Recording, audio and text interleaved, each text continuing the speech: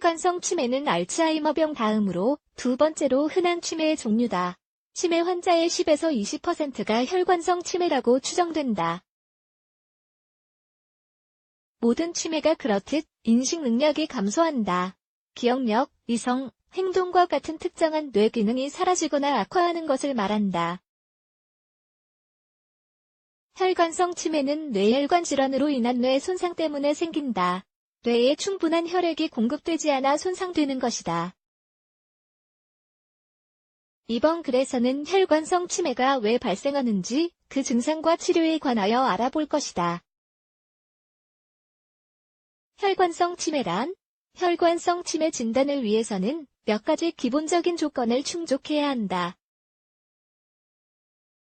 첫째, 치매의 기준이다. 앞에서 언급했듯 뇌 기능의 손상을 기초로 한다. 각종 검사와 설문으로 뇌 기능 손상을 측정할 것이다. 다른 한편으로는 뇌혈관 질환이 있다는 증거가 있어야 한다. 혈관 질환의 병력이 관찰되거나 신체 검사에서 증상이 보일 수 있다. 또한 뇌 손상을 관찰하기 위해 CT 촬영이나 MRI 촬영을 진행하기도 한다. 뇌혈관에 일어난 사고가 혈관성 치매를 유발할 수도 있지만 늘 그런 것은 아니고 혈관을 공격하는 각종 질환에 의해 발생한다. 동맥경화증처럼 뇌로 향하는 혈액 공급을 감소하는 질환이 혈관성 치매를 유발할 수 있다. 따라서 몇 가지 위험 요인을 간추릴 수 있다. 당뇨나 고혈압이 있는 경우, 콜레스테롤 수치가 높은 경우, 흡연하는 경우에 혈관성 치매의 발병 위험이 증가한다. 이런 요인을 관리하면 위험을 낮출 수 있다.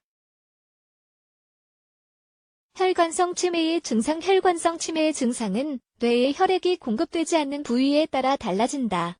다른 종류의 치매와 증상이 비슷하다. 첫째, 방향 감각을 잃고 집중하기가 어려울 수 있다. 생각을 정리하는 능력이 감소하기도 한다. 가장 주의해야 할 증상은 기억 상실이다.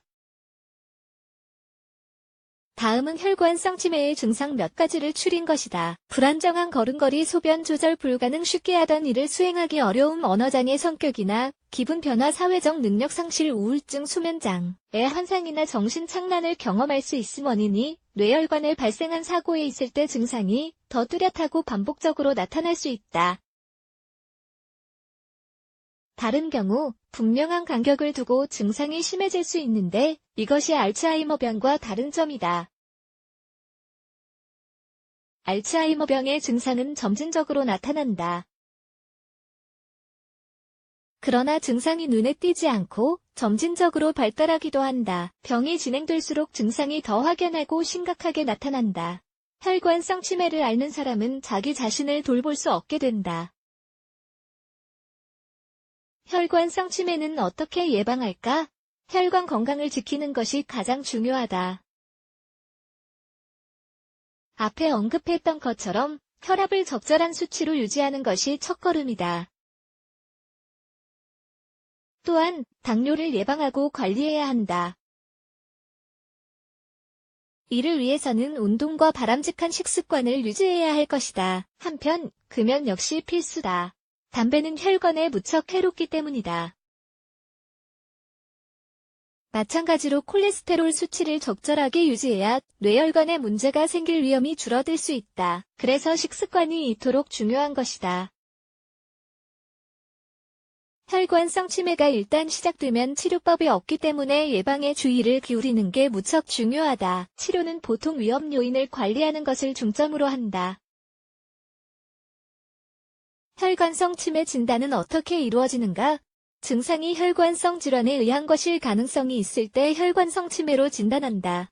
환자에게 뇌혈관 질환의 병력이 있을 시 그 가능성이 커지며 다른 혈관 질환이나 심장 질환의 병력이 있어도 마찬가지다. 진단을 위해서 혈액검사를 시행한다. 혈액검사로 콜레스테롤, 혈당 수치, 빈혈 등을 검사한다. 또한 촬영검사와 경동맥 초음파 검사를 통해 상태를 확인한다. 나아가 신경심리학 검사로 치매의 종류를 구분할 수 있다. 이 검사로 말하기, 쓰기, 연산 등의 능력을 검사한다. 알츠하이머 환자와 반대로 혈관성 치매 환자는 정보를 습득하고 기억하는 것보다 문제를 분석하는 데 더 어려움을 느낀다. 결론 혈관성 치매를 예방하기 위해서는 건강한 생활 습관을 유지하는 게 무척 중요하다. 식습관에 주의를 기울이고 운동하는 것이 두 가지 기본이다. 그런데 더 걱정스러운 증상이 나타난다면 최대한 빨리 병원을 찾아야 한다.